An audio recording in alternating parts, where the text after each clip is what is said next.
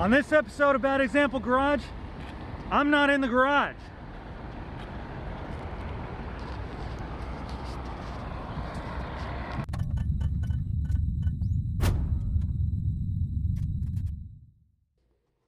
Welcome back, everyone, to another episode of Bad Example Garage. It's amazing how quickly things can change. I'm coming to you today from New York City, and if you had told me a month ago that this is where I'd be coming from, I would not have believed you. I'm sure all of your lives have changed as well. I've got some footage that I shot before I left for my unexpected trip here of me finishing up the Oldsmobile, buttoning up the engine, and just getting ready to leave to come out here. And I wanted to give you guys a status update on that project, the other projects, what's going on. So, like a lot of you, I don't really know what's going on with my life one day to the next now. I did want to finish this video of me buttoning up the Oldsmobile engine. And when I return to Colorado, I will be putting that back together.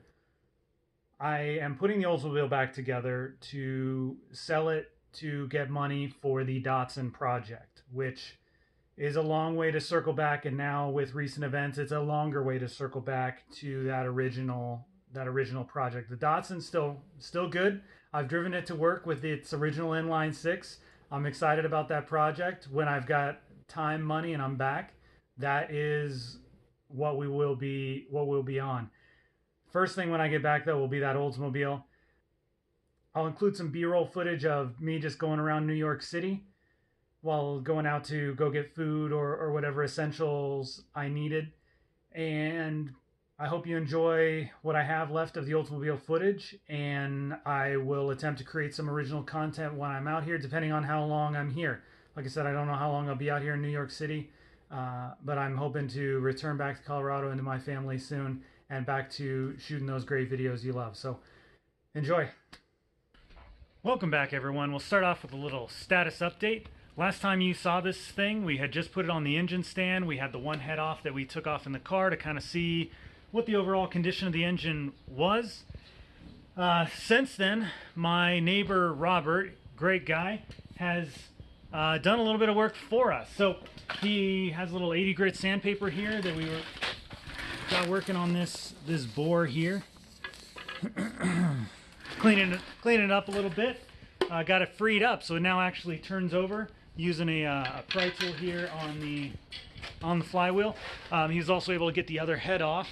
Take a look at that, and just generally, it looks pretty decent compared to the other side. So I think we're in luck here. We're just gonna have to clean up the one bore, get it all nice and close in here. You can kind of see there's some scoring, some marking going on in there. So anyway, nothing we can't clean up. I'm going to start off with the heads. This is the head off that side that we took off in the car. This is the cylinder that was completely rusted up, so we'll have to pay special attention to that. This is the one that had the bent push rod, and I don't remember if it was exhaust or intake, so we will look at those valves in particular. This one, this here, the exhaust valve, it protrudes slightly more than the rest do, just sticking out of the cylinder head there. So I'm going to pay attention to that one. But the other side actually looks pretty decent. So we'll pop these gaskets off that stuck to the heads when they came off. Get a little wire wheel action going on inside the cylinders here. Clean them up. Get everything purty. I'm going to start by just using the cup disc here to kind of get the inside of these cylinder parts. What I'm going to try to do, if I can, is leave the head gasket in place to protect that head gasket sealing surface until I've cleaned up the rest of this. Ultimately, we will need to clean up this surface underneath here, but try to do inside first.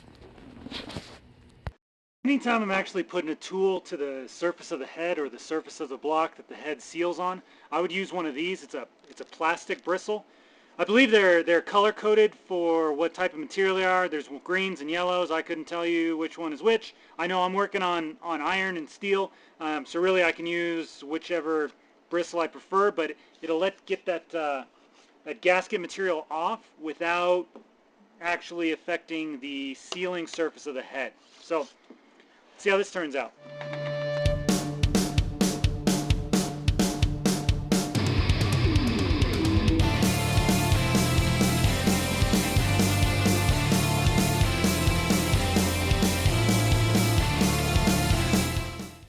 So this is a spring compressor. The idea being that you have one side that sits on the valve, the other side that sits here up on the top, the retainer part of the spring, and using the lever you compress it and pull the retainers out and gently release it, and out comes the valve.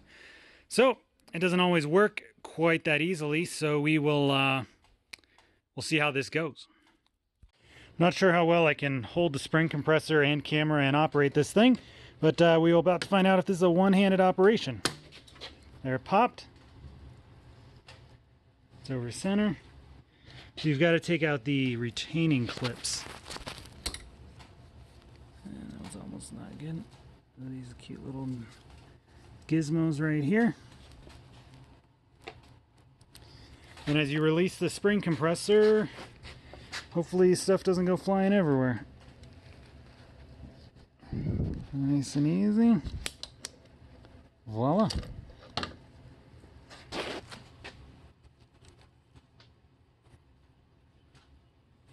There's your valve spring.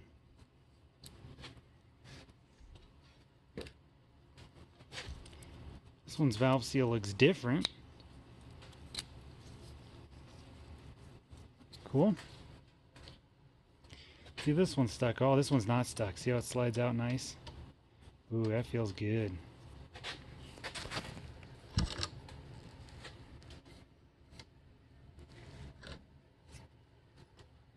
Out it comes. And that's your valve.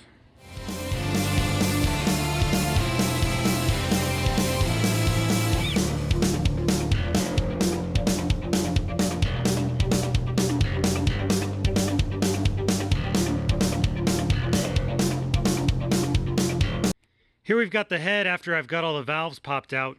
The seats really don't look too bad except for our favorite cylinder. Look at that. That's not so good. Anyway, hopefully that'll clean up. So this is what that head looks like after I took that cupped wire dish to the seats here, and looks a lot better. It definitely will not seal as it is, so we're gonna have to lap. That'll be today's adventure, but I wanted to show you what that looked like, as well as this valve. Obviously this valve would not seal, so I did end up replacing the intake valve for this guy here, brand new, thanks to local Napa Auto Parts, Cheyenne Avenue, Loveland, Colorado. Thanks Kenny, Roland, all the guys down there. And I got the rest of the stuff from Rock Auto, but don't tell them that. They don't watch this anyway. So we've got new seals, valve stem seals, intake exhaust, broken spring. Haven't shown you that yet. And retainers. If y'all remember the bent push rod, this is our culprit. If you notice, it's broken. So when you break a spring like this and it starts to coil upon itself like that, it doesn't have the same depth of compression, and essentially your spring gets spring bound, coil bound, and you bend push rods like we did. So, or the person who had it before me did. And a new spring will hopefully cure that problem. Now, what broke the spring, who knows? Probably over revving. I'm gonna hope it's over revving and not some sort of other mechanical issue I don't know about. All right, so the plan here, put a little valve grinding compound on and go ahead and lap these valves in. I will first use the old terrible valve for the first lap on this one seat here, and then we'll switch to the brand new valve to get that final lap in. And while it won't be perfect, it'll be good enough.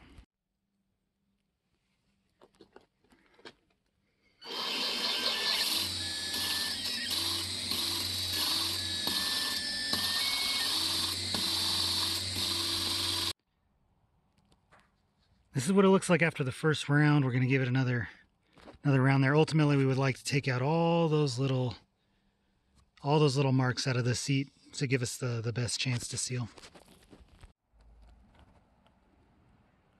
Here you can see I've done the one thing you do not want to do while you're doing this, and that's get a nick, a little burr started in your brand new valve. So I'll try to knock that off just with a razor blade to see if I can just pop it off.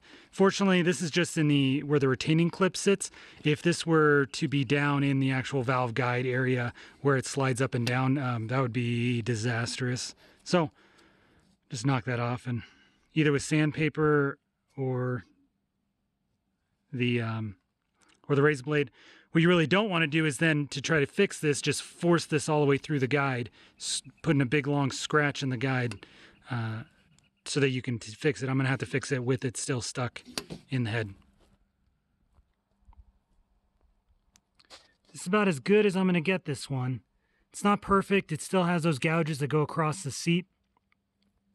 But that's about as far as I want to take this one down. I don't want to eat away too much at the seat and too much at the valve. This is what the valve looks like after having to try to take that much material off.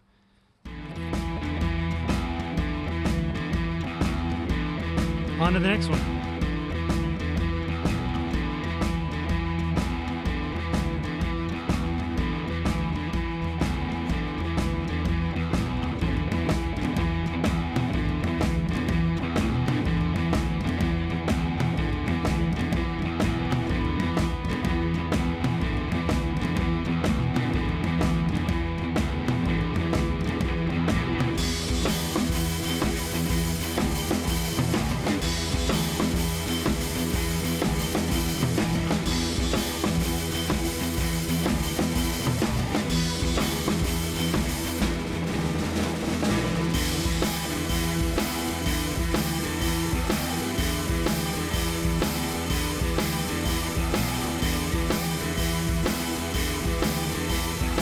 And there we go, that's what it looks like when it's all back together.